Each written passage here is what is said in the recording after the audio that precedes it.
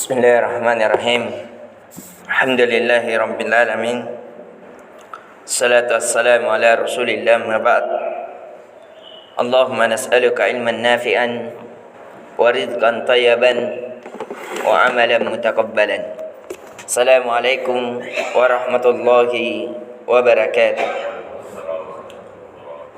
Alhamdulillah, kita kembali dibangunkan oleh Allah Azza wa Jalla di bulan yang mulia, yaitu bulan Muharram, yang hendaknya kita memperbanyak ibadah-ibadah yang mulia, yang biasa kita untuk memperhatikannya, yaitu salah satunya memperbanyak salawat. Namun di kali ini kita tidak mengkaji dari kajian-kajian yang biasa kita kaji, yaitu melanjutkan sejarah, karena disebabkan insyaallah di hari Senin subuh, alhamdulillah kami mendapati amanah untuk menemani Bapak untuk melakukan umrah. Alhamdulillah. Jadi mungkin kajian kita ini yang kita kaji hari ini dan esok hari, adapun di hari ini untuk kita menekankan dari kajian-kajian yang telah kita kajikan kemarin, khususnya bahwasanya di dalam jiwa, sekali lagi kita ingatkan, ada 3 nafsu, yaitu nafsul mutmainnah, nafsu yang mengantarkan kepada ketaatan dan tidak berpaling kepada kemaksiatan. Itulah jiwa atau nafsnya para nabi dan para rasul.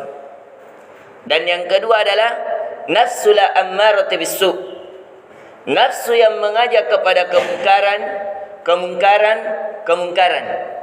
Dosa 1, dosa 2, dosa 3. Maksiat 1, maksiat 2, maksiat 3. Senam pelanggaran 1, pelanggaran 2, pelanggaran 3. Itu adalah jiwa yang ada di dalam tubuh kita. Dan yang ketiga adalah nafsu lawwamah, nafsu yang labil, kadang taat, kadang maksiat, kadang jatuh dalam kesalahan, bangkit lagi untuk meluruskan diri kita. Ini sekali lagi untuk kita ingatkan di pertemuan kali ini adalah sebab-sebab bagaimana nafsu lawwamah ini bisa lebih banyaknya, lebih dominan di atas ketaatan daripada kemaksiatan. Yang pertama, setelah kita mengenal bahwasanya jiwa kita ada di mana, dan semuanya pasti menjawab, kita semuanya berada di nafsul lawwamah, jiwa yang mungkin taat, mungkin maksiat.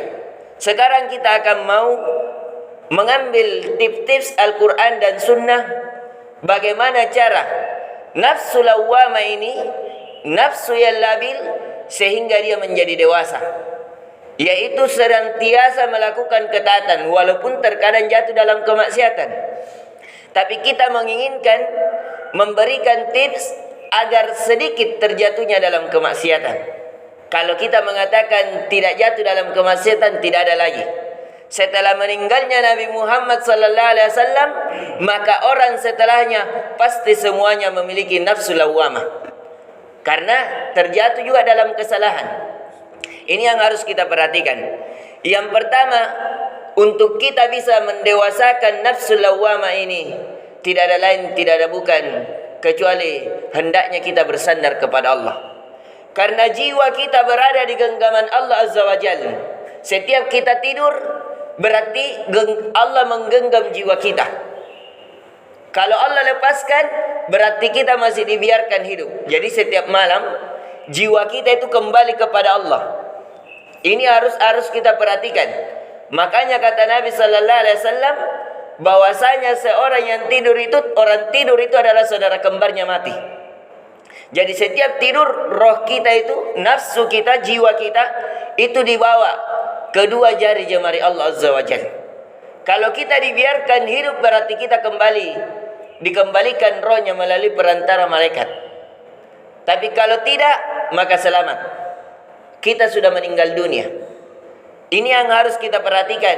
Karena jiwa kita berada di genggaman Allah, di bawah kekuasaan Allah, di bawah perintah Allah, tidak berpaling jiwa kita kecuali Allah palingkan, tidak teguh jiwa kita kecuali Allah teguhkan, maka hal yang paling kuat untuk mendewasakan nafsul lawamah adalah doa kepada Allah.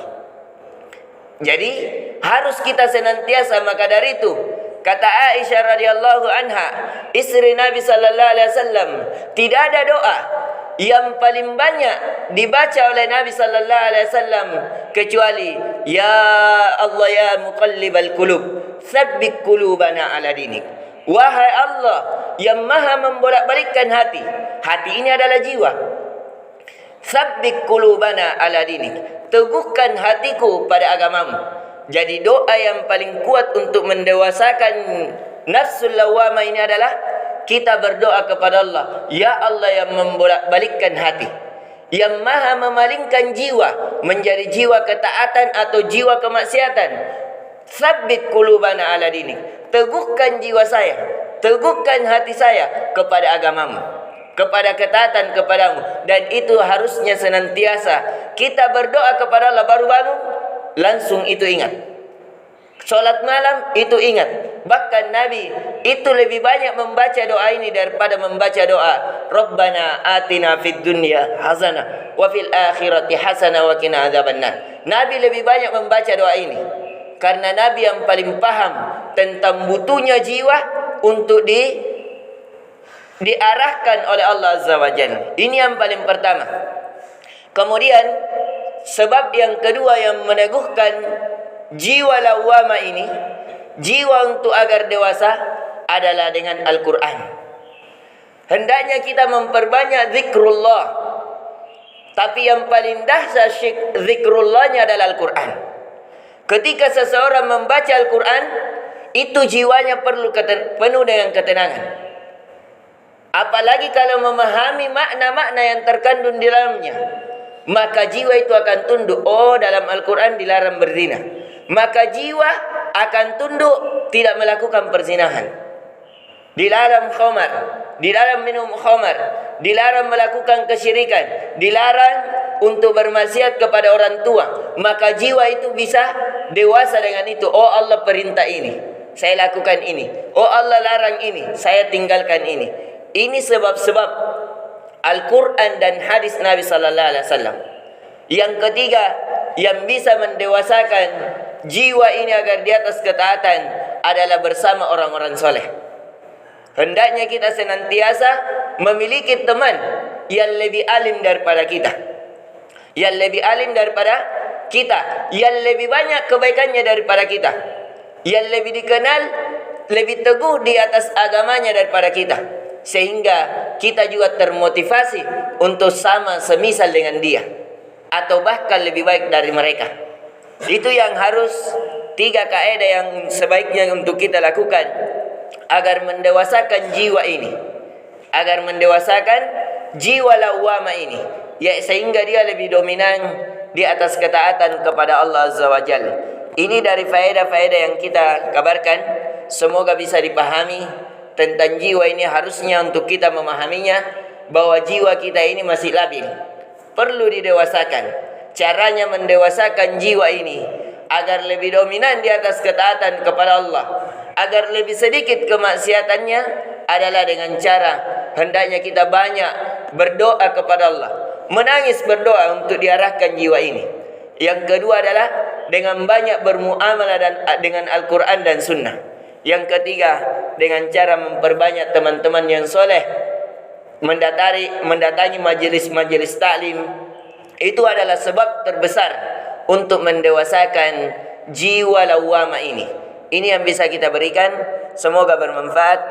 Lebih dan kurangnya mohon dimaafkan. Subhanakallahumma bihamdik, asyhadu an la ilaha illa anta, astaghfiruka wa atubu ilaik. Assalamualaikum warahmatullahi wabarakatuh.